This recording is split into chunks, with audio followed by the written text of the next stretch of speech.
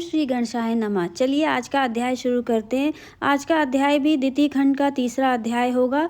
तो यहाँ पे हम देख रहे थे कि गणेश जी और शिव जी के बीच का जो विवाद चल रहा था उसी को हम अब उसका आगे वर्णन देखते हैं। तो आज के अध्याय शुरू होता है। आप यह तो मानते हैं कि इसे छल किए बिना मारना संभव नहीं है, तो मैं इसे मोहित किए देता हूँ, बस तभी आप इसका वध कर देना। शिव जी ने विष्णु का सुझाव स्वीकार कर लिया। त्रिलोकीनाथ श्री हरि के विचार को पार्वती जी के दोनों महाशक्तियों ने जान किया और वे गणेश जी को अपना पराक्रम प्रदान करके वहीं अंतर्ध्यान हो गई। इधर भगवान विष्णु शिव जी का स्मरण करते हुए गणेश जी को मोहित करने लगे। तभी शिव जी ने अपने हाथ में त्रिशूल उठाया और प्रहार करने को तैयार हो गए। तभी गणेश जी ने अपनी महिमामयी माता पार्वती जी का स्मरण कर शक्ति प्रहार किया। वह शक्ति प्रबल वेग से जाकर लगी, जिससे उनके हाथ से त्रिशूल छूटकर धरती पर जा पड़ा। अपने त्रिशूल की यह दुर्दशा देख के दसभुज शिव जी अत्यंत क्रोध में भर गए। उन्होंने अपना धनुष संभालने का प्रयत्न किया। जब तक सरसंधान का प्रयत्न किया गया तब तक तो गणेश जी ने अपने परिध का तीव्र प्रहार किया। इस प्रकार उनका वह धनुष भी जा दूर गिरा। गणेश का मस्तक छेदन। इस प्रहार में उनके एक ओर के 5 हाथ आहत हो चुके थे, इसलिए अन्य 5 हाथों में उन्होंने 5 त्रिशूल संभाले, किंतु उनके प्रहार से पूर्व ही गणपति के परिध प्रहार द्वारा वे निष्फल हो गए। इससे शिव जी बड़े चिंतित हुए। उन्होंने सोचा, इस बालक ने जब मेरी यह दशा कर दी तो अन्य देवताओं और गणों की तो बात ही क्या है। शिव जी इस प्रकार विचार करते हुए खड़े थे। इसी समय गणेश जी ने अपने परिध प्रहार से देवताओं और शिवगणों को पुनः विचलित कर दिया।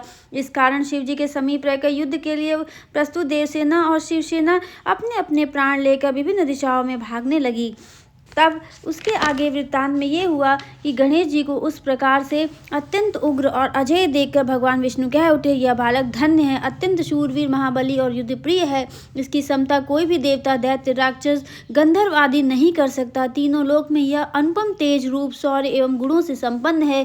भगवान विष्णु इस प्रकार कह ही रहे थे कि गणेश जी ने अपना परिध उठाकर उन पर प्रहार किया, जिससे कुपित हुए श्री हरि ने अपने चक्रों प्रेरित कर परिध के 2 खंड कर दिए। तब गणेश जी ने टूटे हुए परिध को उठाकर विष्णु पे प्रहार किया, किंतु गरुड़ ने उनका वह प्रहार निष्फल कर दिया। अब विष्णु ने गणेश पर प्रहार किया तो उन्होंने भी उनके प्रहार को विफल करते हुए अपनी माता प्रदत्त दिव्य छड़ी से प्रहार किया, किंतु वह भी गरुड़ ने व्यर्थ कर दिया। इस प्रकार अवसर का लाभ उठाने के लिए शिवजी ने गणेश पर अपने तीव्रतम त्रिशूल का प्रहार किया। उस समय गणेश जी उनकी ओर से असावधान थे, इसलिए प्रहार को बचा न सके। त्रिशूल उनके कंठ पर जा लगा, जिससे उनका मस्तक कटकर जा गिरा। गणेश का मस्तक कटते ही देवता हर्षित हो गए। शिवगण भी उल्लास में झूम उठे। भगवान शंकर की जय जयकार होने लगी। धरती पर वाद्यों के साथ नृत्य संगीत चलने लगा। चौथा अध्याय, पार्वती जी का क्रोध। माता पार्वती को जब पता चला कि उनके प्राणनाथ ने गणेश का मस्तक काट डाला है और उसी उपलक्ष्य में देवगण और शिवगण विजयोत्सव मनाते हुए नृत्य गान आदि करने लगे हैं, तो वे अत्यंत व्याकुल और अधीर हो गईं। उन्होंने सोचा, देखो, इन सब ने मिलकर मेरे प्राण प्रिय पुत्र की हत्या कर दी। अब उस पर निरपराध बालक के वियोग में मैं कैसे जी पाऊंगी। उनके इस अकर्म का फल तो मिलना ही चाहिए। मैं भी ऐसी प्रलय मचा दूंगी कि यह सब देवता और शिवगण स्वयं मृत्यु मुख में जाने लगेंगे। उमा ने अत्यंत कुपित होकर हजारों महाशक्तियों को उत्पन्न किया। वे शक्तियां शक्तिमयी माता के समक्ष हाथ जोड़ती हुए प्रणाम करती हुई बोली, मातेश्वरी, आज्ञा कीजिए कि हमें क्या करना है। उमा ने ओजपूर्ण शब्दों और तीव्र स्वर में कहा, मेरी शक्तियों, तुम तुरंत ही संसार में प्रलय काल उपस्थित कर दो। देवता, दैत्य, राक्षस, यक्ष, गंधर्व, ऋषि आदि जो भी मिले उसका तुरंत भक्षण करो। स्वजन परिजन का भी भेद मत करो। आज्ञा मिलते ही विविध रूप वाली वे सहस्त्रों भयंकर शक्तियां माता पार्वती की जय बोलती हुई वहां से चल पड़ी। उन्होंने जहां जिसे देखा उसी को उठाकर मुख में रख लिया। वे देवता, राक्षस, मनुष्य, शिवगण आदि किसी को भी नहीं छोड़ती थी। उनके तेज में ही ऐसा आकर्षण था कि जो निकट होता वह स्वयं ही खींचा चला आता। इस आकस्मिक संकट कारण सर्वत्र हाहाकार मच गया। देवता, ऋषि आदि सभी ने समझा कि प्रलय काल उपस्थित हो गया है, इसलिए सभी ने जीवन की आशा छोड़ दी थी। अब तो संसार भर में भय व्याप्त हो गया। देवता परस्पर मिलकर बैठकर सोचने लगे, ये सब क्या हो रहा है। समस्त संसार धीरे धीरे मृत्यु के मुख में स्वतः ही पहुंचता जा रहा है। इसका कारण क्या है, कुछ समझ नहीं आता। कुछ कहने लगे, प्रलय काल उपस्थित है तो प्राणों का मोह छोड़ना ही होगा। उसमें किसी का क्या वश चलेगा। ब्रह्मा जी को भी तो कलेश्वर बदलना होता है प्रत्येक कल्पांत में। तभी किसी ने कहा, किंतु कल्प का अंत कहाँ है अभी, इसलिए प्रलय भी नहीं हो सकती। यह तो कोई अन्य कारण ही है जिससे समस्त प्राणी मृत्यु के मुख में बढ़े चले जा रहे हैं। अच्छा हो कि ब्रह्मा जी इसका कारण ज्ञात करने की कृपा करें। ब्रह्मा जी ने समाधि लगाई और कारण जान लिया। उनकी समाधि भंग होते ही देवता और देवगण उत्सुक होकर उनकी ओर बैठ गए। चतुरानन ने धीरे धीरे कहना आरंभ किया, देवगण, शक्तिमान कामारी की प्राण प्रिया एवं महाशक्ति उमा ने अपने देह के मैल से गणेश नामक एक पुत्र को उत्पन्न किया था और उसकी नियुक्ति द्वार पर कर आज्ञा दी थी कि किसी को भी भीतर न आने देना। वह द्वार पर खड़ा था, तभी स्वयं उमानाथ आए और भीतर जाने लगे। गणेश ने उन्हें रोका तो वे भीतर जाने की हट करने लगे। उन्हीं के आदेश से घोर युद्ध हुआ जिसमें तुम सबको अपने अपने प्राण बचाने दुर्लभ थे। उसी युद्ध में उमानाथ ने ही उमा पुत्र गणेश का मस्तक छिन्न कर दिया। बस तभी से भगवती उमा का भयंकर कोप आरंभ हो गया है। सभी एक दूसरों के मुख देखने लगे। कुपित हुई महाशक्ति को कौन रोके और कौन मनाए। तभी ब्रह्मा जी ने कहा, गिरि राजकुमारी के प्रसन्न हुए बिना यह संसार रुक नहीं सकता, इसलिए भगवान विष्णु के पास चलकर उनसे परामर्श करना चाहिए। सभी भगवान विष्णु के पास गए। उन्हें प्रलय के समान भीषण संहार की बात सुनाते हुए उसका कारण भगवती पार्वती का कोप बताया और पूछने लगे, त्रिलोकीनाथ, उपस्थित संकट से आप ही उबार सकते हैं, इसलिए शीघ्र ही कोई उपाय कीजिए, अन्यथा समस्त विश्व मृत्यु के गर्भ में जा छिपेगा। श्री हरि बोले, देवगण, इस विषय में तो हमें भगवान उमानाथ के पास ही चलना चाहिए। वही कालकूट भक्षण शिव इस उपस्थित संकट से पार लगा सकेंगे। रुद्र का रुद्राणी के तेज से व्यथित होना। सभी वहां से उठकर और विष्णु के साथ लेकर शिव जी के पास पहुंचे और हाथ जोड़कर निवेदन करने लगे, गिरजानाथ, आपने गिरजा मृत गणेश का मस्तक काट दिया। उसी से कुपित हुई वो महाशक्ति विश्व में प्रलय करना चाहती हैं। समस्त संसार भीषण विभीषिका से भयभीत है। अब आप ही इस संकट से रक्षा करने में समर्थ हैं। शिव बोले, देवगण, तुम सबका कहना यथार्थ है। मेरा विचार है कि सभी लोग उस देवी को समझा बुझाकर शांत करें तो कार्य बन सकता है। चलो, मैं भी साथ चलता हूँ। देवगण आगे आगे और शिव जी पीछे पीछे चले। भवानी के द्वार पे पहुंचते पहुंचते न जाने कितने देवता शक्तियों द्वारा खींच कर निगल लिए गए। उस समूह में देवता, दैत्य, राक्षस, ऋषि, यक्ष, किन्नर, दिक्पाल आदि सभी थे। वे सभी अपने अपने प्राण बचाकर भाग खड़े हुए। इस प्रकार देवता आदि में से किसी का भी साहस अब और आगे बढ़ने का न हुआ। ब्रह्मा विष्णु की भी क्या, स्वयं रुद्र भी रुद्राणी के तेज से व्याकुल होकर पीछे की ओर भागे। पुनः देवताओं ने एकत्र होकर विचार किया, अब क्या किया जाए। रुष्टा रुद्राणी के सम्मुख कौन पहुंचे। इस प्रकार कहते हुए वे किसी निष्कर्ष पर नहीं पहुंच रहे थे। जिसका नाम लिया जाता वही अपनी असमर्थता प्रकट कर देता। तभी देवर्षि नारद जी वहां पर आए और उनके आगमन से पता चला। देवताओं ने उनका बड़ा स्वागत सत्कार किया और फिर रुद्राणी के रुष्ट होने का सब प्रसंग सुनाकर बोले, महर्षि, आप त्रिकाल यज्ञ और सभी उपायों के ज्ञाता हैं। जब तक भगवती गिरजा प्रसन्न न होंगी तब तक यह संसार रुकेगा नहीं, वरन बढ़ता ही जाएगा। इसलिए इसका कोई उपाय करने की कृपा कीजिए। नारद जी हंसे बोले, महाशक्ति की महिमा शक्तिमान से भी सिमटने में नहीं आई।